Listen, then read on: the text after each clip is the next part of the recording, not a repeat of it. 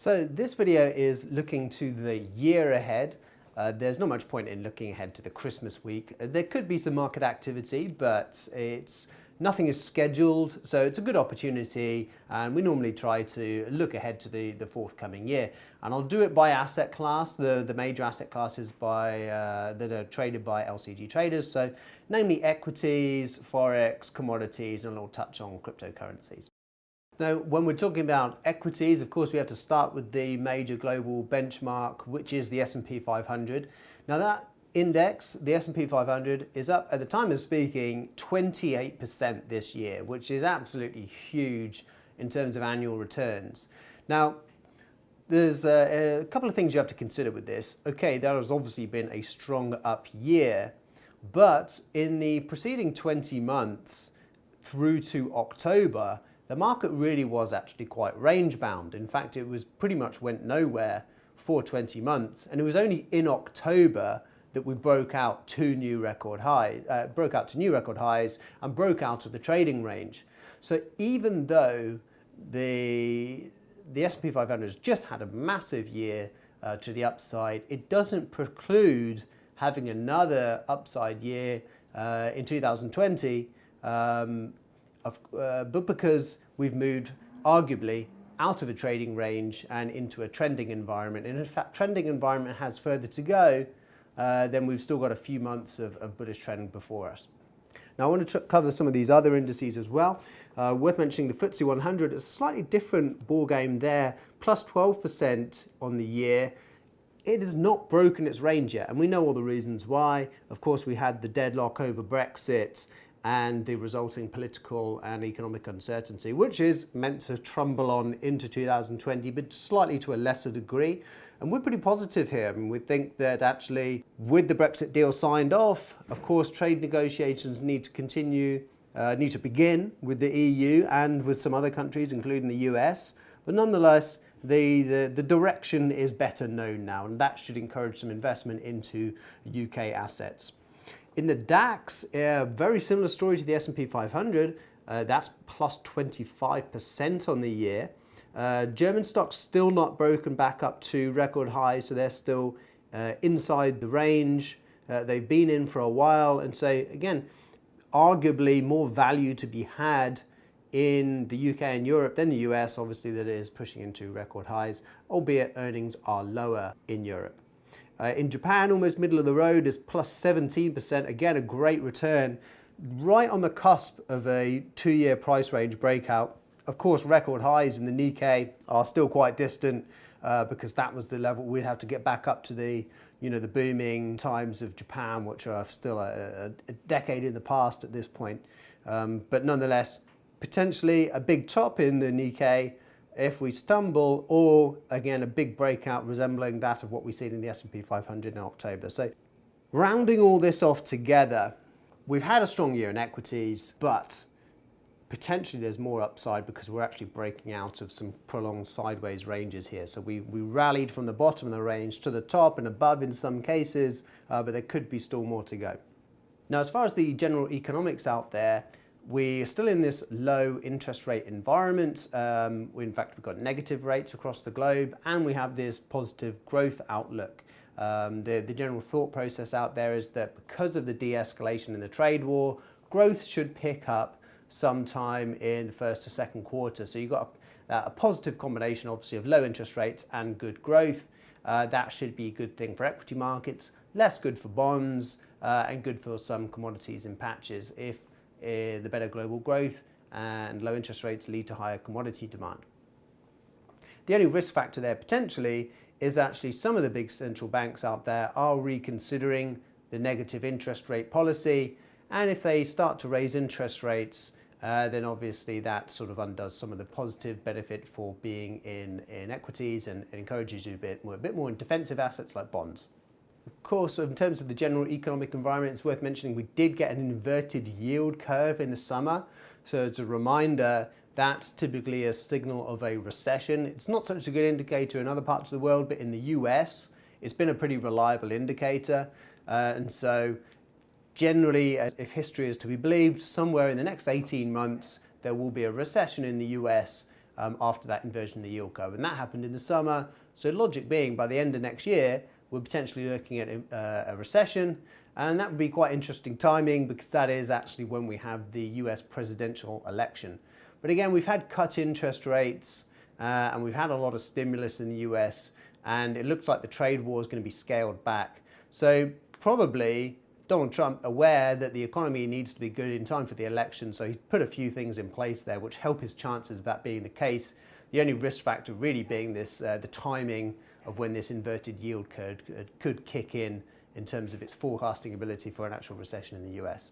Of course, that US election is probably the single biggest event of the year, and at this point we don't really know who the runners and we know the runners and riders, but we don't know obviously who the Democratic candidate is. So there's not so much we can say at this point, only so far as to say if it does end up being a very anti-capitalist candidate, like for example Elizabeth Warren or Bernie Sanders, were they to actually win the election and take over from Trump, who's a bit of a capitalist populist, you would imagine that should be negative for markets by implication of the kind of policies that they want to bring in.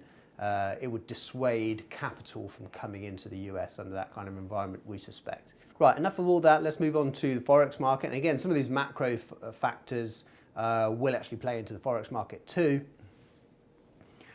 So in 2019, euro dollar has been in a pretty steady downtrend. So it's actually finishing the year at minus 2.8%. It's been a very consistent downtrend, but it's been very meandering. There hasn't been a whole lot of volatility in the Forex market this year, mostly because of the surprise turn to dovishness by the Federal Reserve and some of the other big central banks out there. What we think could be the turning point is that European growth is going to theoretically pick up from the easier financial conditions and the cease in the trade war. We've already started to see this a bit through the German PMIs seemingly bottoming out. If there is some kind of fiscal stimulus in Europe, now this has not got through the hurdle of Germany yet, but there is seemingly a bit of a kind of shake-up in the power structure in Angela Merkel's party. Her partner party have elected a different leader who's got a slightly more socialist bent. The chance of some sort of fiscal spending taking over from the ECB, where obviously we have the new president, Christine Lagarde, who has her history at the IMF, and so is more of a politician arguably than an economist. The chances seem actually increased that there would be more fiscal stimulus and less monetary stimulus in Europe. What does that mean? It means less printing euros and devaluing euros, and it means some things that are good for the economy, the government spending. So that actually all points to potentially an ending to this meandering downtrend that we just discussed in euro dollar, potentially a bottom in euro dollar. Maybe we're looking at a weaker dollar year, a stronger euro year. But let's see if those factors pan out. Of course, things can and will likely change.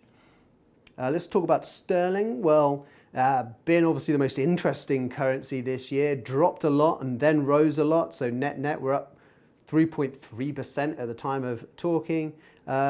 We think there's more to go on the upside of this, and that would support the euro story, and the euro story supports this. You know, generally the other major currencies move in sync against the dollar.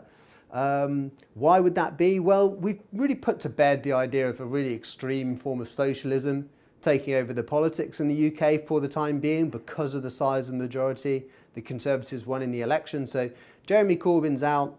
His kind of radical socialism has been put to the side. From an investing standpoint, obviously politics aside, from an investing standpoint, that's good news. And we think a bit of money comes in to the UK off the back of that, even though, of course, there's still a lot of uncertainty about how exactly this trade deal pans out with Europe. And there's obviously a chance that we just finish 2020 without a trade deal, but we think there probably will be. It will just be a bit of a watered down trade deal. You can't be as ambitious as maybe you could be if you took longer to actually strike the deal. Last but not least, in terms of the major currency pairs, dollar yen, it's minus 1.6% on the year. So you can see how the dollar's had a bit of a mixed bag. It's been up against some currencies, down against others. You know, it's obviously been down slightly against the yen. The Bank of Japan seemed to be on hold and seemed to be keeping their stimulus as it has been for a while now. But they're trying to wind it down, I think. And the general thought process out there is that the Bank of Japan will stop their monetary stimulus and try to wind down their asset purchases in maybe 2022. And in the time being, they are introducing fiscal stimulus to try and pick up the economy. Similar idea with the euro, that should be good for the yen. If you remember that in the US, they've already had the fiscal stimulus. Now these other countries are kind of catching up. And so that should be good for their respective currencies. Now I want to talk a little bit about the commodities now. So gold being an interesting one. We've been long-term bullish for gold for a while now. Why might gold be something interesting in 2020? Well, this kind of relates to equities, but if we do start to get some jitters, maybe sometime early in the year, that actually we do have the genuine risk of an anti-capitalist presidential candidate and an eventual president even in the US, investors are obviously going to look for havens, gold being the natural haven. So that could create some demand for gold. Equally, if something does turn sour with the economy, central banks have to turn the taps on again and maybe lower interest rates, increase the amount of QE they're doing. That's all upside possibilities for gold. The biggest risk for gold is that we'd see a generally more benign environment, equity markets trending higher without any overt money printing from central banks. That's the kind of environment where the gold can't do so well, but if these other currencies do well as we suggested and the dollar weakens, a weaker dollar is a very good reason to hold on to some gold in your portfolio, or at least do a bit of trading in it. Oil's interesting in that the market's plus 22% this year in Brent and plus 35% in WTI. So actually massive years for oil. But it's been choppy. We came from some sharp down moves, and we've had a resurgence from there. We finished the year around 3-month highs, but that gave us good gains for the year. So risk factors here. I mean, oil's been kind of range bound for a while. So when it's been range bound, you're looking for that kind of breakout into a trend. The most interesting is quite possibly on the upside, because a lot of the US shale, which has been flooding the market, adding to the supply and keeping oil prices low, is being funded with high yield debt in the US. Now, if there is some event in the US which prevents this debt being rolled over, perhaps the banks don't believe that these oil companies in the US are good to repay back the loans they've taken out at high interest rates because oil prices just aren't high enough and they're not making enough money, then that jeopardizes production from the US. We've hit record high output in the US, but maybe it peaks in 2020, never gets any better. If that's the case, because of the unprofitability of the companies pumping the oil, then actually suddenly that oil that was expected to be out there from the US isn't anymore, and that could be an upward pressure on prices. So that's a potential upside shock. To the downside, it's maybe that Saudi Arabia and the rest keep producing decent amounts of oil, close to record levels. So does the US, and supply overwhelms maybe a more muted demand outlook out there in terms of global demand. Right, last but not least, of course, I wanted to mention these cryptocurrencies. It's been a pretty stellar year by most accounts. Bitcoin is going to finish the year at the time of filming around plus 80%. But it's actually disappointing if you started holding Bitcoin at the start of the year and now you're plus 80%. You wouldn't expect to be disappointed, but actually we're down 50% from the peak. So you could have been, significantly higher, 160% in the black, had you taken your money out at the top. Obviously very difficult to do in a volatile market. One thing that would be interesting to look out for this year is that we've got the so-called halving.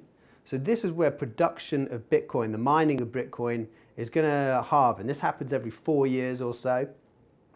So the expectation, going back to that kind of general supply and demand idea, is that when the production of Bitcoin is cut by 50%, there'll be less Bitcoins out there, and so those Bitcoins that are left should be worth more. And there might be some kind of reaction in markets and cause a big push up in prices. Worth knowing that after the first halving, Bitcoin rose 80 times in value, but obviously that was during a massive bull market. The second time it rose four times after a bit of a decline. So we've had a bit of a decline here. In fact, the price has halved. So potentially we're up for a repeat of one of these 2 price gains we've seen in the past. You've got to say that Bitcoin tends to move up a lot and down, up and down. It's dropped, it's fallen by value by 50%. That's a level that obviously catches people's interest when the value of something's halved. So potentially an opportunity. On the flip side, potentially it's the beginning of the end. We weren't able to get back up towards 20,000 in Bitcoin. We only fell, we peaked out around 12,000 and dropped from there. Maybe if we get below 6,000, which was a big supply level in the past, that could be the capitulation level for many people, where we just end up seeing the bottom fall out and the end of the bubble.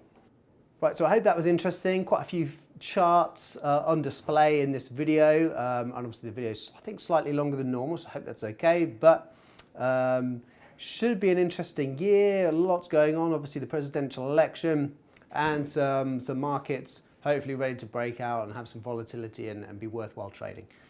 Anyway, thank you very much for watching. Happy Christmas, Happy New Year. And if you do like these videos, of course, make sure to register and follow me and LCG on YouTube and social media.